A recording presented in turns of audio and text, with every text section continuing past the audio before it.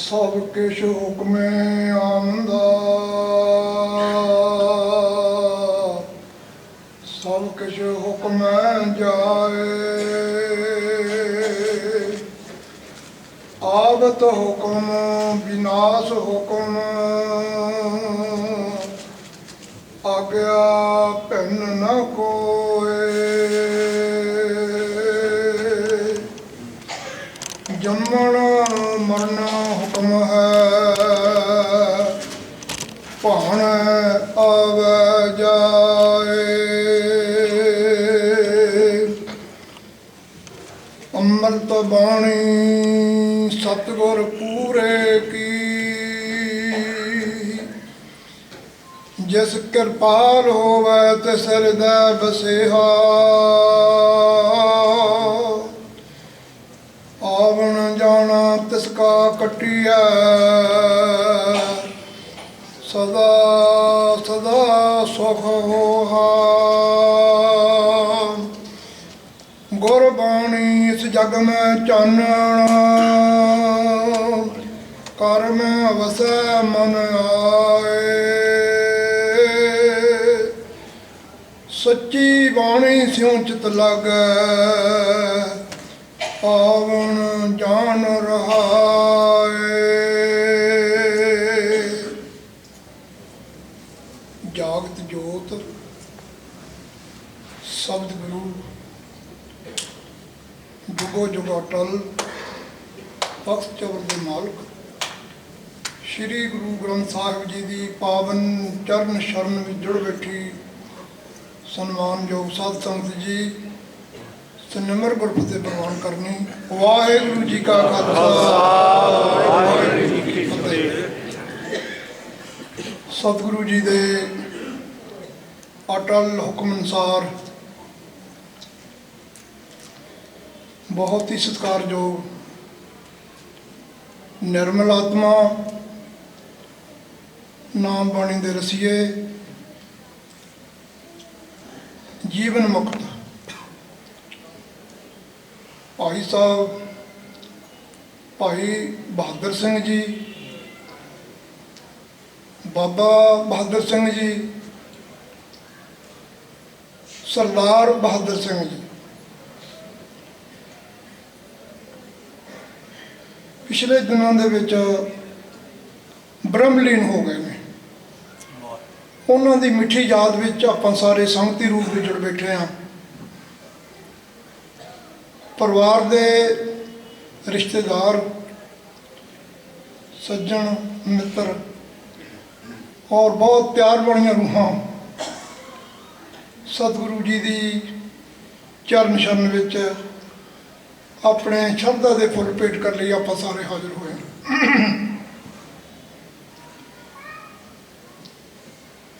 ज्ञानी रणजीत सिंह जी गौर साहब जी ने थोड़े समय दे विच भाई साहब भाई बहादुर सिंह जी की जीवनी बारे बहुत रस भिजे शब्दों राहीं संगतों के नाल सांझ पाई है। असी बहुता कुछ कह नहीं सकते। ਉਹਦੇ ਲਈ सतगुरु जी ने भी ਅੰਮ੍ਰਿਤ ਬਾਣੀ ਦੇ ਵਿੱਚ ਵੀ ਜਿਹੜਾ ਗੁਰਮੁਖਾਂ ਦੇ ਬਾਰੇ ਕੁਝ ਕਹਿਣਾ ਵਾ ਉਹ ਇੱਕ ਗੂੰਗੇ ਦੀ ਮਠਿਆਈ ਵਾਂਗ ਹੈ।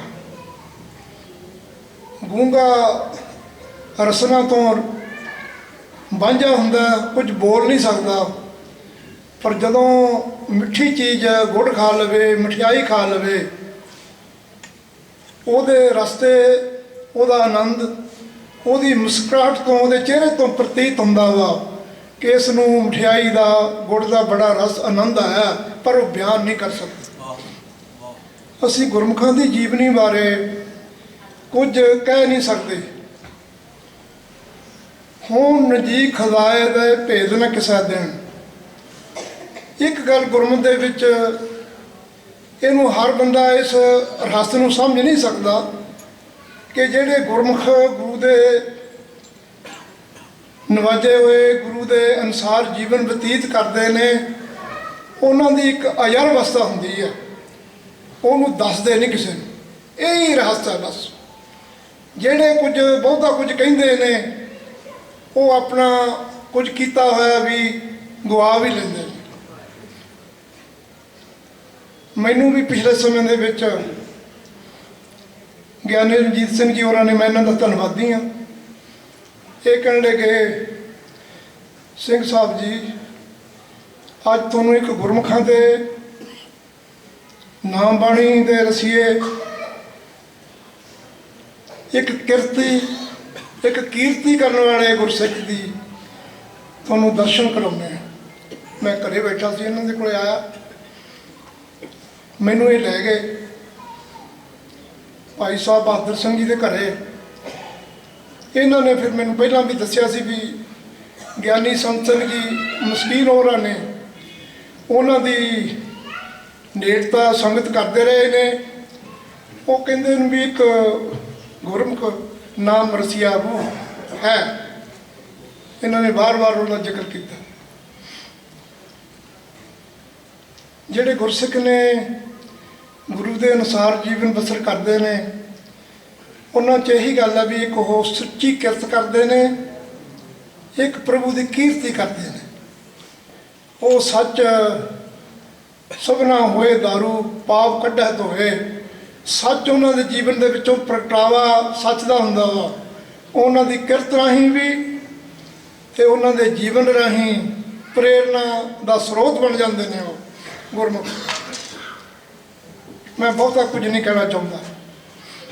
ਜਿਤਨੇ ਆਪ ਜੀ ਆਏ ਹੋਏ, ਸਤਿਗੁਰੂ ਜੀ ਨੇ ਇੱਕ ਪਾਵਨ ਬਾਣੀ ਦੇ ਵਿੱਚ ਇੱਕ ਭਾਵਪੂਰਤ ਗੱਲ ਕਹੀ ਹੈ, ਮਾਈ ਬਾਪ ਇਹ ਰਿਸ਼ਤੇ ਨੇ ਸਾਡੇ ਨੇੜੇ। ਪੁੱਤਰ ਸਭ ਹਰ ਕੇ ਕੀਏ, ਸਭਨਾ ਕੋ ਸਰਬੰਧ ਹਾਰ ਕਰ ਦੀਏ। ਕੁਝ ਸਰਬੰਧੀ, ਇਹ ਸਰਬੰਧ ਨੇ ਸਾਡੇ। ਸਰਬੰਧੀ ਭਾਈ ਸਾਹਿਬ ਭਾਈ ਬਹਾਦਰ ਸਿੰਘ ਜੀ ਦੇ ਘੱਟ ਆਏ ਨੇ, ਪਰ ਉਹ ਆਏ ਨੇ ਜਿਹੜੇ ਭਾਈ ਸਾਹਿਬ ਭਾਈ ਗੁਰਦਾਸ ਜੀ ਨੇ ਗੱਲ ਕਹੀ ਹੈ ਵੀ ਸਾਰਿਆਂ ਨਾਲੋਂ ਵੱਡਾ ਨਾਤਾ ਸਿੱਖੀ ਦਾ ਵਾ। ਦੁਨਿਆਵੀ ਜਿਹੜੀਆਂ ਸਾਡੇ ਰਿਸ਼ਤੇ ਨੇ ਉਹ ਤਰੇੜਾਂ ਪੈ ਜਾਂਦੀਆਂ, ਟੁੱਟ ਜਾਂਦੇ ਨੇ ਕਈ ਵੇਰ, ਪਰ ਗੁਰਸਿੱਖੀ ਦਾ ਨਾਤਾ ਸਾਰਿਆਂ ਨਾਲੋਂ ਸਰਮੌਰ ਹੈ। ਉਹਦੇ ਵਿੱਚ ਕੋਈ ਲਾਲਚ ਲਿਵਸਾ, ਕੋਈ ਖੁਦਗਰਜੀ ਨਹੀਂ ਹੁੰਦੀ, ਕੇਵਲ ਪ੍ਰੇਮ ਤੇ ਪਿਆਰ ਦੀਆਂ ਗੱਲਾਂ ਹੁੰਦੀਆਂ ਨੇ। ਤੁਸੀਂ ਸਾਰੇ ਪਿਆਰ ਵਾਲੀਆਂ ਸਿੱਖ ਸੰਗਤਾਂ ਆਈਆਂ ਨੇ। ਰਿਸ਼ਤਾ ਤੁਹਾਡਾ ਕੋਈ ਨਹੀਂ, ਪਰ ਬਹੁਤ ਵੱਡਾ ਰਿਸ਼ਤਾ ਸਿੱਖੀ ਦਾ ਤੁਹਾਡਾ। ਉਹ ਸਿੱਖੀ ਦੇ ਰਿਸ਼ਤੇ ਕਰਕੇ ਮਸਕੀਨ ਸਾਹਿਬ ਜੀ ਦਾ, ਗੌਰ ਸਾਹਿਬ ਜਿਵੇਂ ਕਹਿ ਰਹੇ ਸਨ, ਭਾਈ ਅਮਰਜੀਤ ਸਿੰਘ ਜੀ, ਹੋਰ ਵੀ ਬਹੁਤ ਸਾਰੇ ਸ਼ਹਿਰ ਦੇ ਗੁਰਸਿੱਖ ਬਾਹਰੋਂ ਅੰਦਰੋਂ ਆਏ ਹੋ, ਆਪਣੀ ਸ਼ਰਧਾ ਦਾ ਪ੍ਰਗਟਾਵਾ ਕਰ ਲਈ ਆਏ ਹੋ, ਪਰਿਵਾਰ ਨਾਲ ਹਮਦਰਦੀ ਕਰ ਲਈ ਆਏ ਹੋ। ਦੋ ਗੱਲਾਂ ਮੈਂ ਆਪ ਜੀ ਨਾਲ ਸਾਂਝੀਆਂ ਕਰਾਂਗਾ ਕਿ ਉਹਨਾਂ ਨੂੰ ਗੁਰਮੁਖਾਂ ਨੂੰ ਸ਼ਰਧਾ ਦੇ ਫੁੱਲ ਸਾਡੇ ਕਿਹੜੇ ਨੇ। ਦੋ ਸ਼ਬਦਾਂ ਦੇ ਫੁੱਲ ਭੇਟ ਕਰਦੇ ਨੇ। ਇੱਕ ਤਾਂ ਇਹ ਹੈ ਵੀ ਮਨੁੱਖ ਨੂੰ, ਠੀਕ ਹੈ, ਜਿਸ ਤਰ੍ਹਾਂ ਗਿਆਨੀ ਰਣਜੀਤ ਸਿੰਘ ਜੀ ਕਹਿ ਰਹੇ ਸਨ, ਗੁਰਮੁਖ ਜਿਹੜੇ ਨੇ ਉਹਨਾਂ 'ਤੇ ਨਾ ਜਨਮ ਦਾ ਪ੍ਰਭਾਵ ਹੁੰਦਾ, ਨਾ ਮੌਤ ਦਾ ਪ੍ਰਭਾਵ ਹੁੰਦਾ। ਗੁਰਮੁਖ ਮਰੇ ਨਾ, ਜਨਮੈ ਗੁਰਮੁਖ। ਨਾ ਗੁਰਮੁਖ ਲੋਕਾਂ ਵਾਂਗ ਆਮ ਸੰਸਾਰੀ ਲੋਕਾਂ ਵਾਂਗ ਜਨਮ ਲੈਂਦੇ ਨੇ, ਨਾ ਹੀ ਉਹ ਆਮ ਲੋਕਾਂ ਵਾਂਗ ਸੰਸਾਰ ਤੋਂ ਜਾਂਦੇ ਨੇ। ਉਹਨਾਂ ਬਾਰੇ ਸਤਿਗੁਰੂ ਜੀ ਨੇ ਕਿਹਾ, ਜਦੋਂ ਆਉਂਦੇ ਨੇ ਉਹ ਆਵੇਂ ਸੱਚੇ ਜਾਵੇਂ ਸੱਚੇ, ਫਿਰ ਜੂਨੀ ਮੂਲ ਨਾ ਪਾਹੇ, ਉਹਨਾਂ ਨੂੰ ਪੁਨਰ ਜਨਮ ਨਹੀਂ ਹੁੰਦਾ।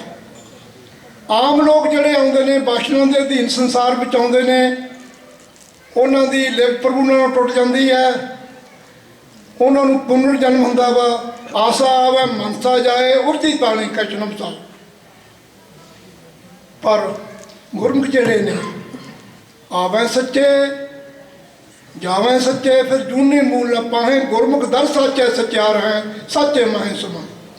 ਮੁੱਖ ਉਜਲਾ ਲੈ ਕੇ ਪ੍ਰਭੂ ਦੀ ਦਰਗਾਹ ਵਿੱਚ ਜਾਂਦੇ ਨੇ, ਉਹਨਾਂ ਦੀ ਨਿਰਮਲ ਆਤਮਾ ਪ੍ਰਭੂ ਵਿੱਚ ਲੀਨ ਹੋ ਜਾਂਦੀ ਹੈ। ਪੁਨਰ ਜਨਮ ਨਹੀਂ ਹੁੰਦਾ ਗੁਰਮੁਖਾਂ ਨੂੰ। ਗੁਰਮੁਖ ਜਨਮ ਨਹੀਂ ਲੈਂਦੇ, ਗੁਰਮੁਖ ਪ੍ਰਗਟ ਹੁੰਦੇ ਨੇ। ਸਤਿਗੁਰੂ ਵੀ ਪ੍ਰਗਟ ਹੁੰਦਾ ਵਾ। ਸਤਿਗੁਰੂ ਨਾਨਕ ਪ੍ਰਗਟਿਆ ਜਿਹੜੇ ਪ੍ਰਗਟ ਹੁੰਦੇ ਨੇ, ਗੁਰਮੁਖ ਵੀ ਪ੍ਰਗਟ ਹੁੰਦੇ ਨੇ।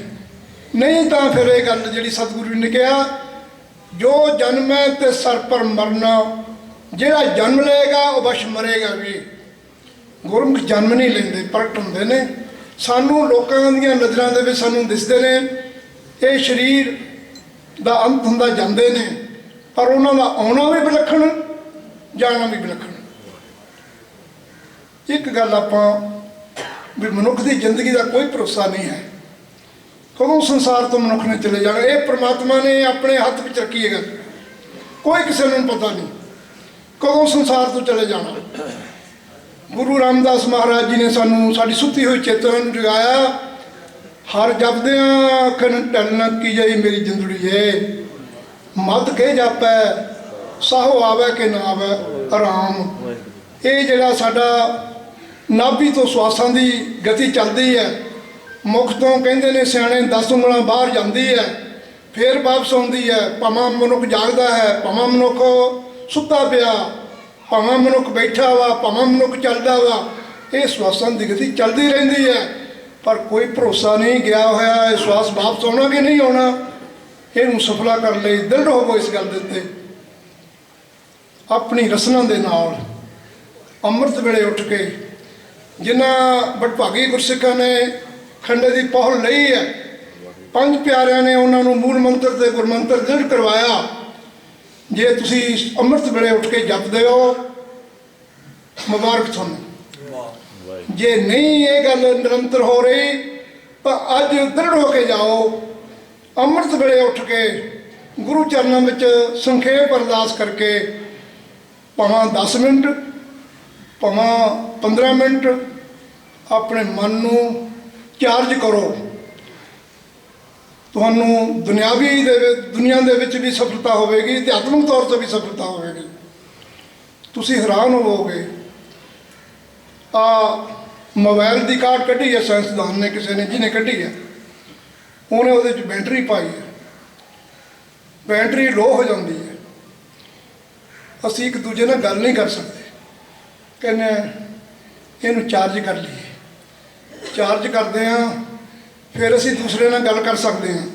जिमें अपने मोबाइल की चिंता हर मनुख नूं भी चार्ज कर लीए, गरीब है भावें अमीर है, असी अपने मन नूं चार्ज करने की भी चिंता करनी है।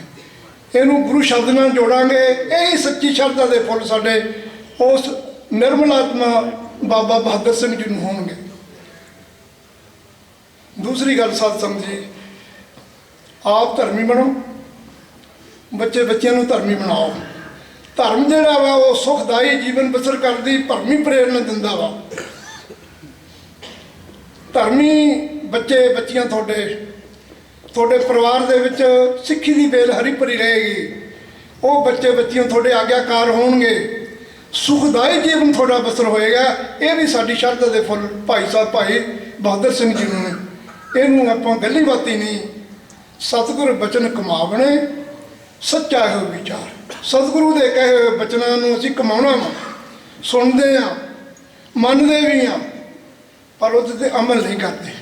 असीं अमल करना वा, जिहड़े गुरसिख अमल करनगे उन्हां दीयां झोलियां सुख दे नाल भर जाणगीआं, आनंद ते खेड़े खुशियां उन्हां नूं प्राप्त होणगे। अरदास है सतगुरु जी के चरणों विच, उस निर्मल आत्मा नूं सतगुरु अपने चरणों में सदैवी लवलीन करन, परिवार नूं भाणा मनण दा बल प्रदान करन। भाणे की बड़ी महत्ता वा। भाणे जेवड़ होर दात नहीं सच आख सुनाया। भाणा भी वो गुरसिख मनते हैं जिन्हां उत्ते तेरा भाणा तू है मनाए जिसनों होए दयाला, समर्था दिंदा प्रभु भाणा मनण दी भी। परिवार नूं, परिवार के रिश्तेदारों सज्जनों मित्रों नूं आपां सारिआं नूं ही सतगुरु भाणा मनण दा बल भी प्रदान करन। समूह मैं धन्नवाद ज्ञानी जीत सिंह जी का, सरदार बहुत सत्कारयोग साडे सरदार अखबार सिंह जी आई जी साहब, इन्होंने प्यार दे नाल, मैनूं नहीं सी पता, इन्होंने मैनूं दस्सिया बई बाबा बहादुर सिंह जी ब्रह्मलीन हो गए ने। असीं मरना नहीं कहते, असीं कहने ब्रह्मलीन हो गई आत्मा, निर्मल आत्मा उन्होंने जरूर आयो। कुछ ऐसे बिहार भी सी, पर इन्हों का भी धन्नवाद। सिख संगतां दे दर्शन करन दा मैनूं भी सुभाग प्राप्त होया। समूह सिख संगतां दा ਪੰਜ ਪਿਆਰੇ ਆਏ ਨੇ ਗੁਰੂ ਨਮਾਜੇ ਸ੍ਰੀ ਅਕਾਲ ਤਖਤ ਤੋਂ। ਇਹਨਾਂ ਸਾਰਿਆਂ ਦਾ ਧੰਨਵਾਦ। ਭੁੱਲਾਂ ਚੁੱਕਾਂ ਦੀ ਖਿਮਾ। ਵਾਹਿਗੁਰੂ ਜੀ ਕਾ ਖਾਲਸਾ।